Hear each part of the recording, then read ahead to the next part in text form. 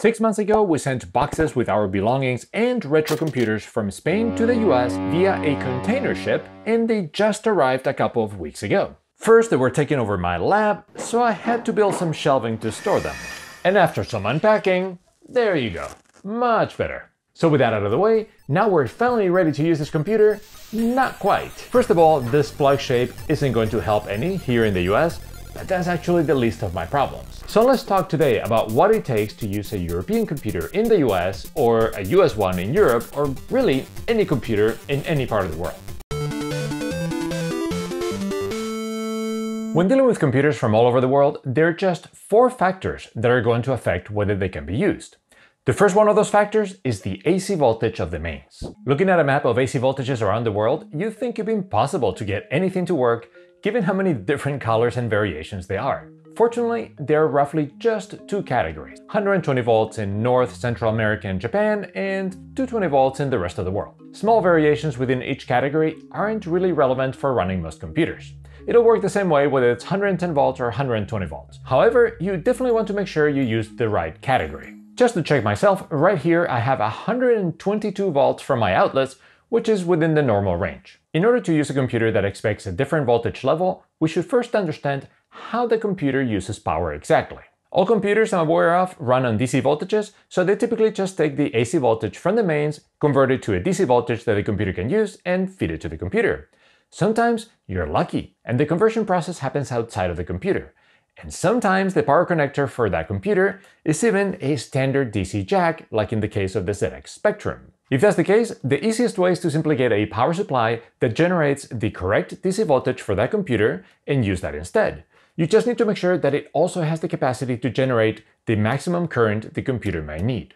As another example, the Amstrad CPC takes 5 volts DC input. If we flip it over, we see that it requires 5 volts and 2 amps. So with that, we know we could get a wall wart of, well, at least 2 amps. Typically, when I do that, I like to get something that exceeds that for multiple reasons. One of the reasons is that these kind of cheap power supplies tend to maybe overestimate their power. And so 3 amps, continued 3 amps is probably not realistic.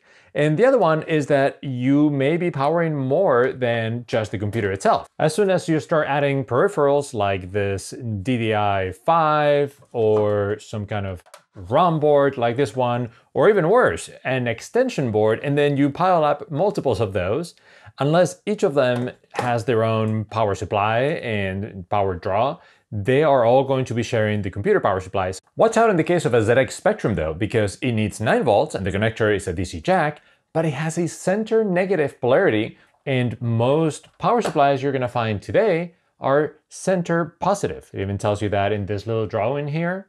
So that tells you that the terminal going in the center is positive. If you plug this in on the ZX Spectrum, you will blow it up. I tell you right away, that's like TR5 and I think TR9, those are gonna blow up. In that case, you'll need to swap the polarity by hand, cutting and slicing the cable, or even better, breaking the case open, identifying the 2 leads for the output, and then desoldering them, reversing them, and soldering them back in place. Then you can close the case, and then we need to make sure that it outputs 9 volt center negative. So I put the negative lead in the center of the DC jack, and yeah, we get 9 volt reading, perfect. And now this is a very dangerous power supply, so I need to make sure I label it very clearly with this Sinclair ZX Spectrum label, and that way I won't accidentally use it on something else and potentially damage that. One possible problem with this approach is that a lot of modern DC power supplies are what's called a switching power supply. That means that they create a fixed voltage by repeatedly switching a higher voltage on and off and smoothing it. That's all fine, but sometimes that switching can introduce noise in the system, and you may end up with interference in the video signal. That will depend on the power supply, the computer, and even the specific display, but just keep that in mind. And sometimes just getting a different power supply fixes that. Other computers don't have a standard DC jack, but they have some kind of standard connector. For example, the Atari 8-bit computers use a DIN7 connector with half the pins carrying 5 volts and half ground. So you can easily modify a 5 volt power supply and make an Atari power supply with that. Sometimes the power connector is a bit more complicated, like in the case of a Commodore 64.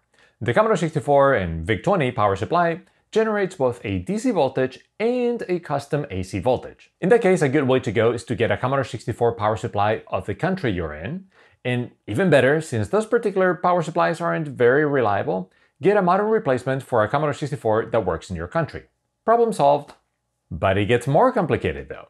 Some computers like the Sony MSX computers or the Spectra Video ones use a custom connector that you can't easily buy. So that's something we can solve with 3D printing, but I'll soon have a whole video about 3D printing and retro computers, so I won't get into details for now, other than 3D printing is really awesome and you should really consider it. The absolute worst case is if the computer has the AC to DC conversion built inside. And this is the case with like Toshiba MSX computers, some Atari STs, BBC Micro, Dragon computers, and many others. One possible way to deal with those computers is to look where the conversion happens exactly, and usually it will feed 5V directly to the main board at some point. So you could remove the transformer and feed 5V directly externally. That requires knowing very well the internals of the computer and modifying the case, which is usually not trivial. But on the other hand, it will make the computer lighter and cooler, so it's something worth considering. However, sometimes you can't even do that. Maybe you're using a monitor, or you're using a computer that takes the AC voltage and transforms it to DC internally. In that case, the only solution is to feed the computer the voltage it expects. The perfect tool for the job here is a transformer. A transformer will change the AC voltage from your source voltage to your desired one. In my case, I'm in the US and trying to use European computers, so the transformer I need will convert from 120 volts to about 220 volts. You can buy AC transformers online pretty easily, but you may want to be careful how you pick one to use with your retro computers.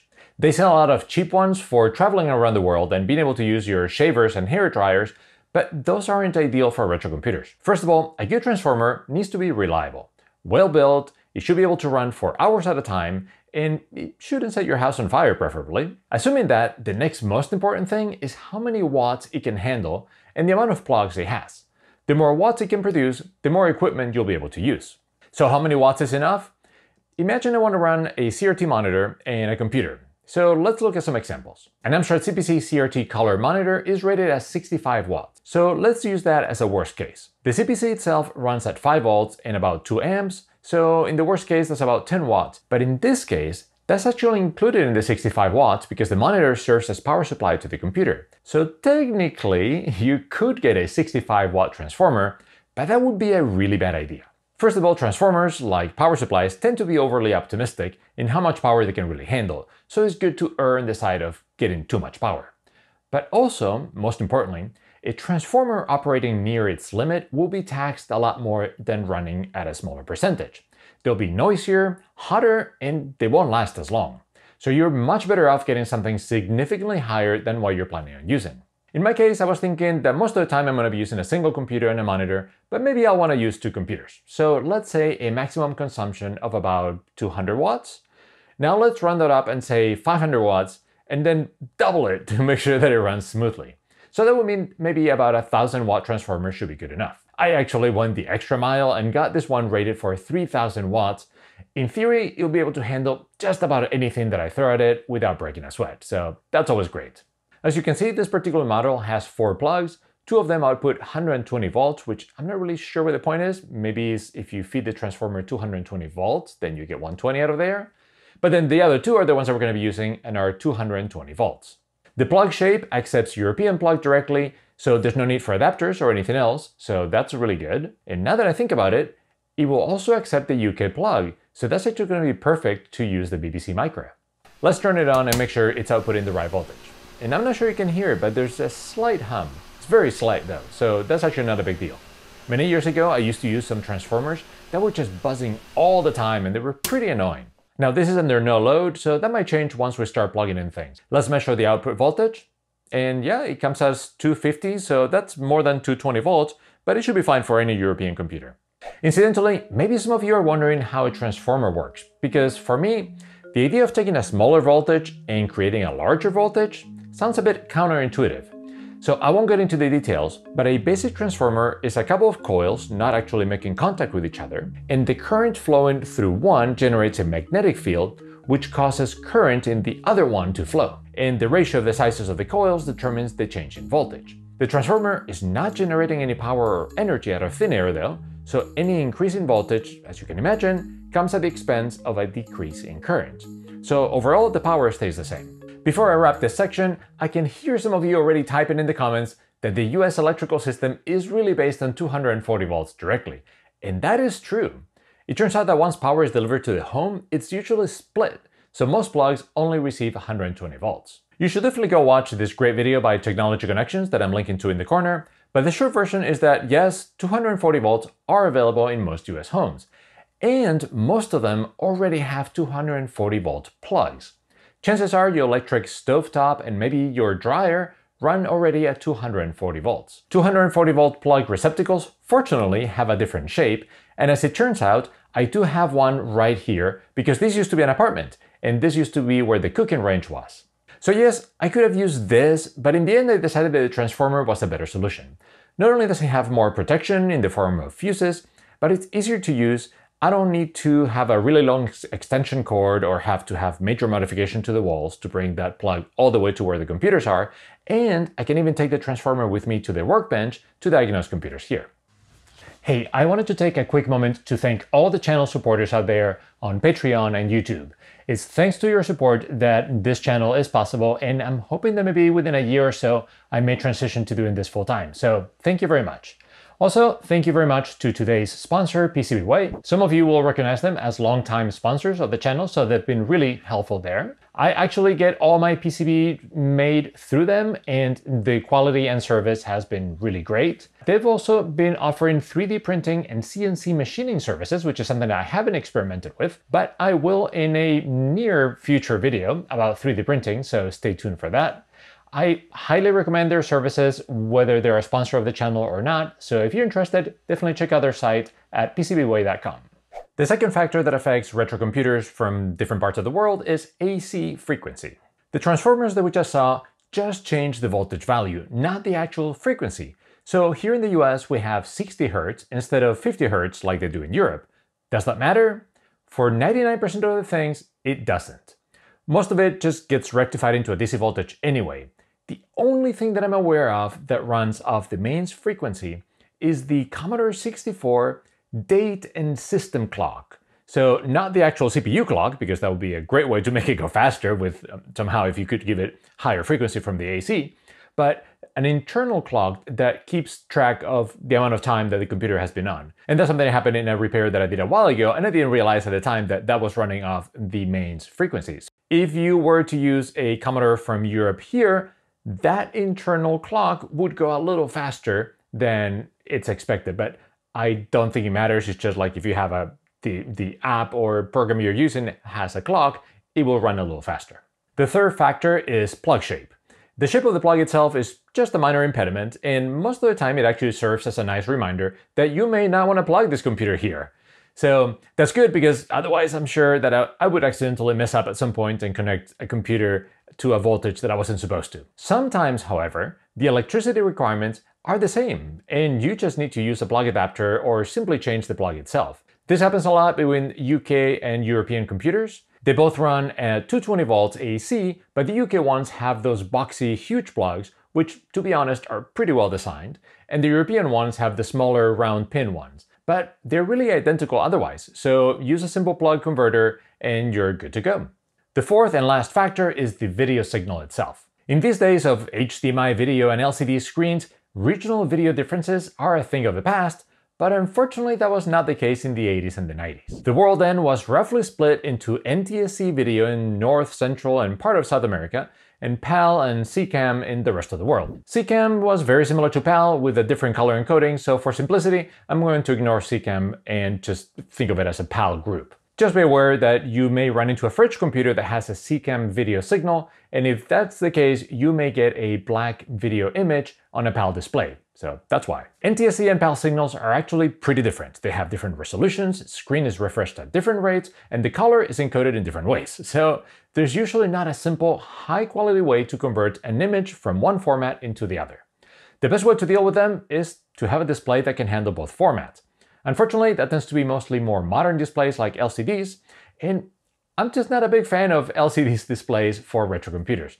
I'm not a purist, but I feel that the image quality on the LCDs that I've tried is just horrible compared to the CRT displays. I know some people don't care, and if so, LCD is probably the solution for you. Failing a display that can do both, you may need one display for each. I actually brought this 1084S Commodore display from Spain, thinking it actually handled both PAL and NTSC, but it turns out that was not the case. When you connect a video source of the wrong format, you'll either get nothing if the display is very picky, like it can happen with modern LCDs, or on an old display, you'll get an image but without color. Just so you can see the difference, this is a PAL Commodore 64 connected to that monitor and everything looks fine. And then if I connect an NTSC Commodore 64, yeah, you can hardly see anything. That is actually the startup screen. It's just totally washed out and there's no color whatsoever. Fortunately, this monitor can display RGB signals, which is the main use that I'm planning on giving it. A more drastic solution is to modify the computer so it outputs a different video signal format. Sometimes this is as simple as changing a few jumpers in the board, but most of the time it involves changing encoding chips and quartz crystals, so it's not something I recommend doing lightly. But actually, not every computer is tied to those video signals. Some computers at the time output RGB signals directly, like the Amstrad CPC, and those can be used anywhere in the world as long as you have a display that accepts RGB input. In Europe, those were plenty of them in the form of SCART connectors, but in the US, RGB input was never the norm, so that's a lot harder to find a display that works. And that's another reason that I wanted that Commodore 64 monitor. One of the reasons Amstrad managed to ship a computer so early that output RGB video out is that every Amstrad CPC came bundled with its own monitor that accepted RGB signals. So this one that I brought from Spain will work fine as long as I plug it in 220 volts. Remember how I mentioned that you can't convert between NTSC and PAL signals easily? So that's true, but there are lots of devices to convert them to a modern signal, like HDMI. So you can always explore those possibilities like the RetroTink, OSSC, or even something like RGB to HDMI, which I used in a past video. Of course, so far I've been talking about computers that can be plugged in into a TV, which is the ones that use those encoding signals. If you're talking about a computer that outputs VGA, then VGA will work fine anywhere in the world. That's just a standard that doesn't change. And we're finally ready to try on the Amstrad CPC. I'll turn on the transformer, plug it in, and I noticed the monitor already turned on, and there we go. It works perfectly. Sorry about the flicker in the monitor. So even though this monitor is not using PAL or NTSC, it still has a refresh frequency, and that is set to 50 Hz. I could actually change it in the Amstrad to 60 Hz, and maybe they did that thinking of potential expansion into the US, but it typically messes up things because most Amstrad games are hardwired to work only at 50 Hz. So I have a whole episode coming in the future about a restoration of an Amstrad CPC 6128 that was made for the US, and then I'll get into the history of that and technical differences and all that. And yeah, everything works fine. And I can even plug in the detonator. And so it works fine in all its green glory. I also got an Amstrad CPC 6128 working, but unfortunately this one is not quite perfect. You can see I turned it on and it's as if space was pressed, and then if I press space, then it seems fine. And what's even more curious is that when I first tried this on the day after it arrived, the keyboard was mostly not working at all. And the 464 that I had showed you had some weird problems as well, and now it's fine. So I'm afraid that maybe in a container ship, maybe the humidity is really high and that affected the membranes. It's interesting that they are getting better by itself, just being here at normal humidity and temperature. So I'm a little afraid what the trip might have done to the rest of the retro computers that I haven't even tested them all yet. One of the things I'm most disappointed about is this Amstrad color monitor that I brought with me. It doesn't seem to be working at all. When you turn it on, you don't get any of the telltale signs of static electricity or anything like that. The computer turns on correctly, so it is getting 5 volts, it's getting powered fine, but we have no image whatsoever. We don't seem to even have any charge. So I'm afraid it might be a dead flyback transformer, but I don't know as much about CRT monitors, so that's going to be a learning experience when I try to repair this one. I haven't tried any of the other computers yet, so I'm afraid what I'm going to find there may be lots of them that are not working. But I guess on the positive side, we're going to have a lot of repair videos coming up. So I will see you in the next one.